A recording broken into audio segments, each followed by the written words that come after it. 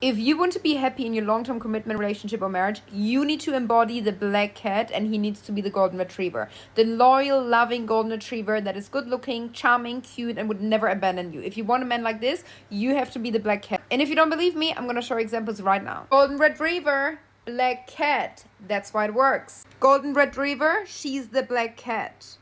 Black cat, golden retriever. She's the black cat, he's the golden retriever. It works. If you still don't believe me, now I'm going to show you examples of what happens when you're the golden retriever in the relationship and he is the black cat. He's the black cat, she is the golden retriever. That's why it didn't work. She's the golden retriever, he's the black cat. She's the golden retriever, he's the black cat. This is your daily reminder that life just isn't real. I'm 23 years old, I make fuck you money, I live in Miami, I drive a Porsche, I live my dream life, and this should not be this way. I should be working in an office right now, hating my life, getting engaged, and ready to have kids. But instead, I'm living the fuck up in Miami. And it's because I realized that life isn't real. You don't have to follow the set plan in stone that everybody else follows because life isn't real. And I thought it was real for a while. I did the whole college thing, all the internships, got a master's degree. I was all set to play the unreal fake life. When it clicked for me was when I was doing sales internships for every summer during college, making so much more money than my professors. And then after I got my master's degree, I was like, if I were to get a job with this master's degree, like a normal job that sounds good on paper, I would literally be making a third of what I'm already making in sales right now. That's when I realized life isn't fucking real. So right after I graduated, I was like, I'm moving to a crazy big city and I'm just gonna ride this sales thing out.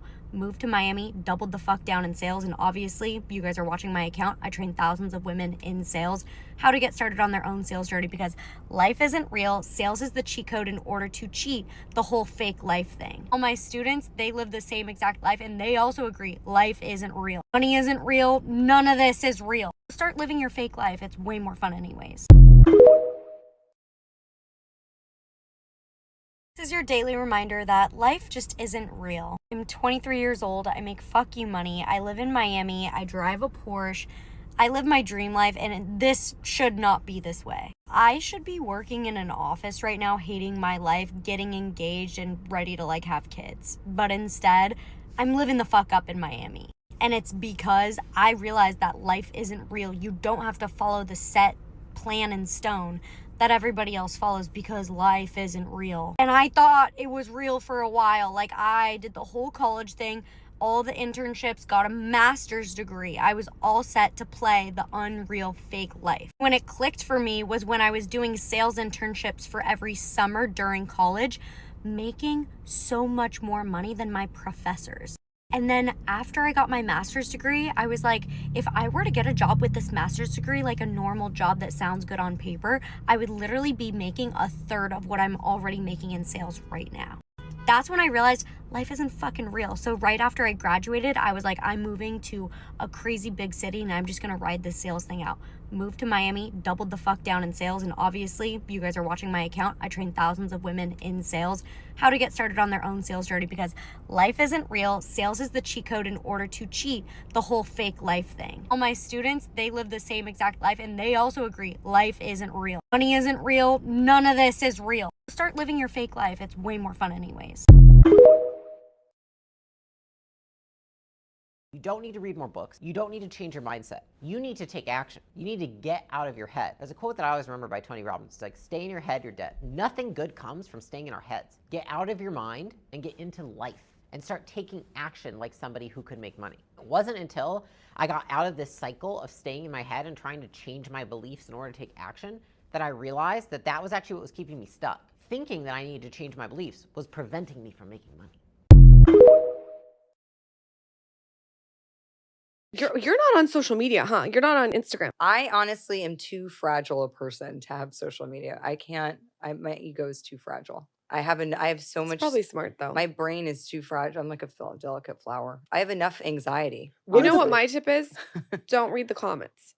That Like- would give me so much anxiety. I can't. Well, you can't. There's no way you can win either way. Like I had Instagram once for 3 days when I started realizing that I'd spent 20 minutes looking at somebody's Instagram page who I will never, who was like worked for a friend of mine who had I'm like, now know you have a pit bull and 2 daughters and you live in like Burbank. I was like, what am I just wasted 17 minutes of time. I now feel like I should move to California, get this specific dog, and change my life in all these ways. I felt so bad, like I was missing out on this random person's life. I can't do this. I'm too fragile. Don't scroll. This is a 30-second free therapy session, and then you can move on with your day after. Okay, we only have 30 seconds, so I'm going to make it quick, okay? I need you to build a self-concept. This is how. You need to build a self-concept to have a happier life, okay? When you're not having a stable self-concept, you're going to feel bad in your life. Like, you're going to wake up feeling bad, go to sleep feeling bad, constantly thinking about other people.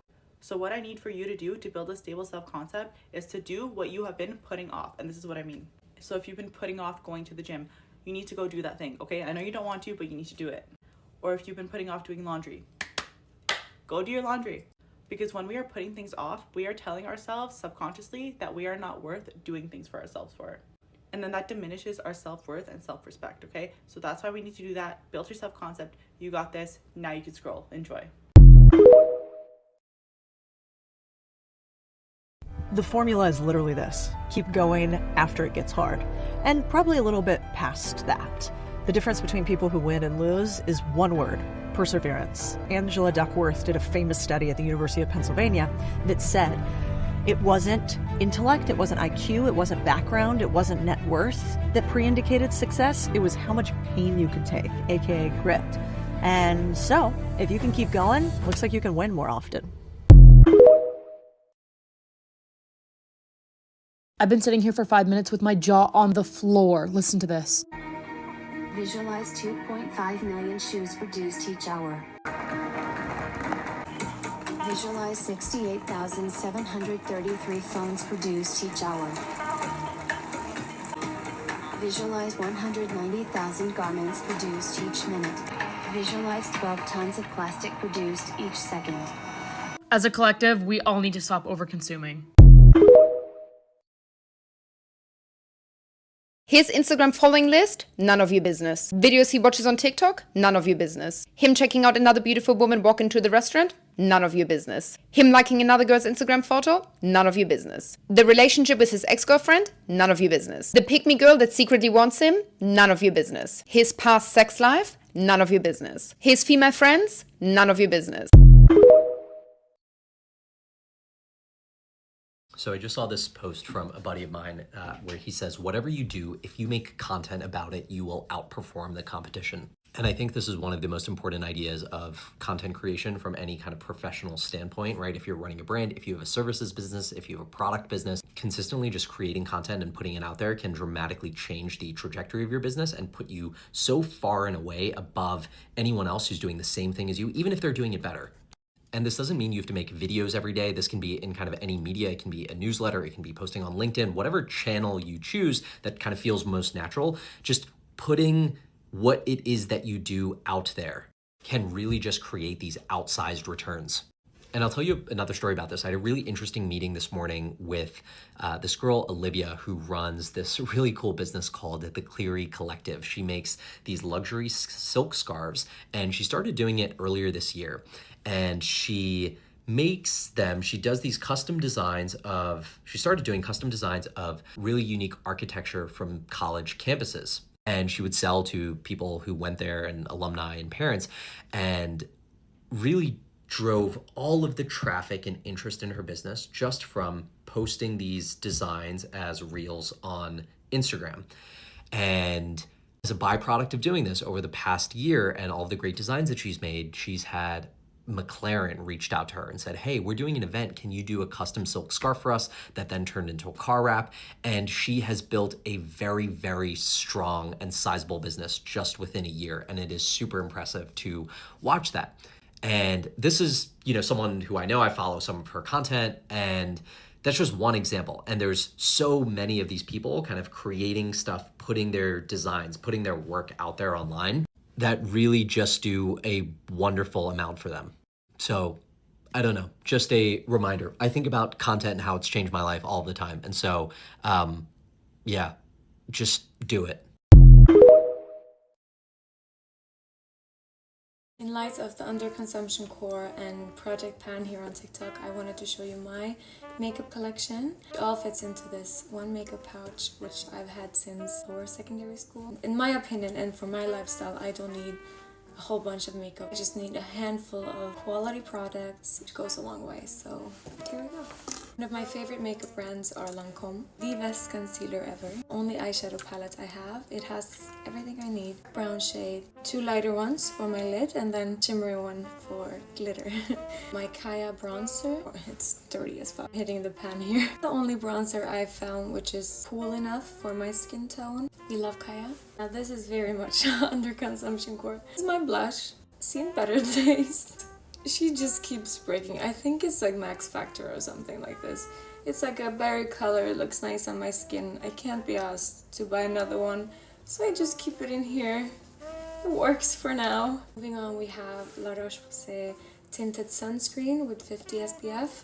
I don't know if this counts as makeup, but I keep it in here. I've used the same mascara since lower secondary school. It's the Max Factor Masterpiece Max. I keep 2 brushes, one for my blush and one for my bronzer.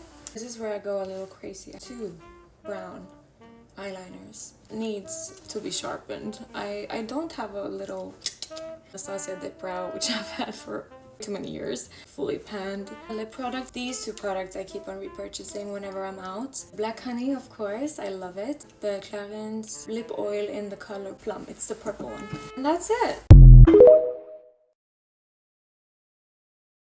If someone looks even better after turning 30, it's a sign of good fortune ahead for women. Looks start to change after 30. Appearance reflects the heart. After 30, a woman's face often mirrors her inner world. When a woman's heart expands and her energy grows stronger, her beauty follows, even if her features don't change. Her joy can make her seem radiant. A woman who grows more beautiful also tends to elevate her mindset and expand her social circles. If you know a woman like this, cherish the connection. Confidence comes with beauty. And that confidence attracts more opportunities in life. One important tip, women like this should focus on high quality social connections as they age. Avoid those with declining energy or negative vibes. Surround yourself with positive, uplifting people and build meaningful relationships.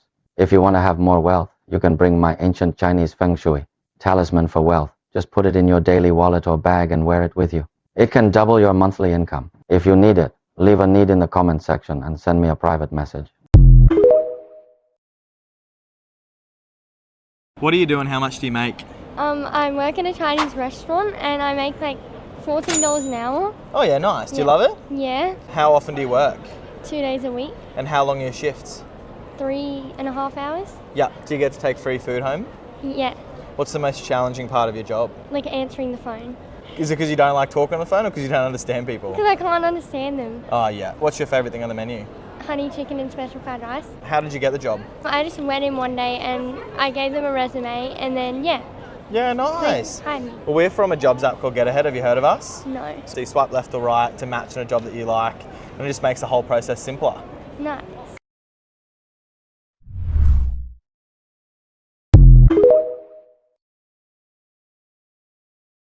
With all due respect, enjoy your selfish, self-centered, self-serving life. Enjoy always taking the easy way out and doing everything the easy way, never doing anything difficult or meaningful or rewarding or anything worthwhile. And enjoy dying alone.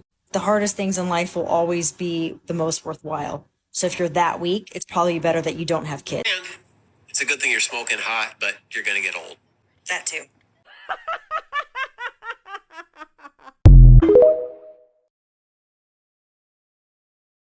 Do you think women are better cheaters than men? I do believe that women are better cheaters and more dangerous cheaters.